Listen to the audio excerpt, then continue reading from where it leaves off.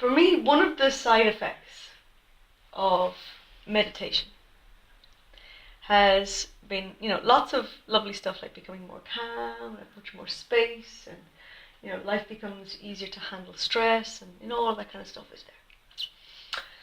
But there's another aspect to it, where in the past, I was used to an intoxicating level of emotion. I was used to an intoxicating way of experiencing life.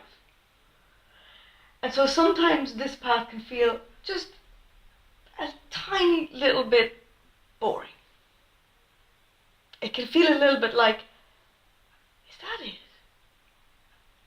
Is that what this inner peace is? To the extent that we can, in the midst of our, the heights of our emotion, we can wish for that feeling. We can wish for that feeling of calm and centeredness and peacefulness. We can wish for that feeling. God, I wish my mind was clear. I wish my emotions were settled. I wish I felt peaceful. We're familiar with wishing all these things, yeah? When you're up to your eyes in dealing with stuff. But then sometimes when we get it, we don't quite know what to do with it. We don't quite know what to do with calm. Because calm feels an awful lot like nothing. And when we're used to everything going on, there's a kind of a buzz with that. And that can be a little bit addictive. That can be a little bit hard to let go of when we get caught in that over a long amount of time. So the choice whether to stay with what's familiar, which is the turmoil and all the emotions, or the choice to let it go and feel nothing, sometimes we'll choose to feel something rather than feel nothing, even if that something is not a pleasant feeling, but it'll be familiar. You still with me? Mm-hmm. Okay.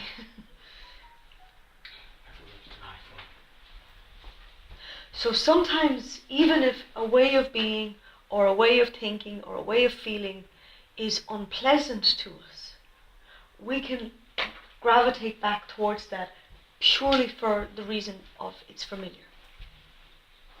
It's like we have a sense of, I know myself in this.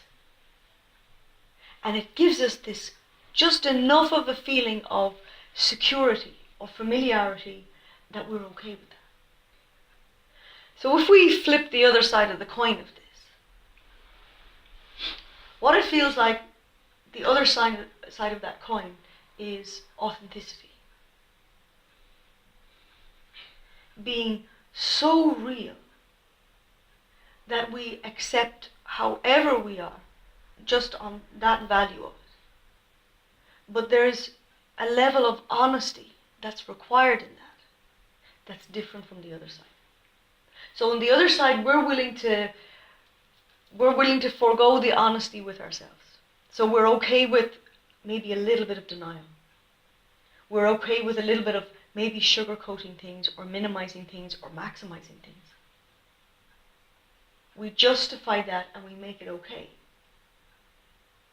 Because the alternative to be so honest in ourselves can feel like insurmountable task. Or to the side of us that's in pain, it can feel not worth it.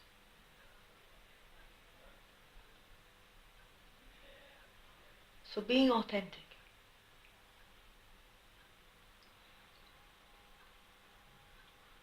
It's one of those lovely words to describe being true. But for me, authenticity, when we speak about it in this space, I tend to interpret it as being authentic to our soul self, not just the personality of me. Because the personality of me may be off track.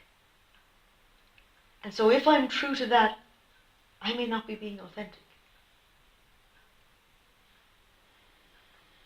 The effort of this feels like the work that we do to connect to our soul in order to be true to that.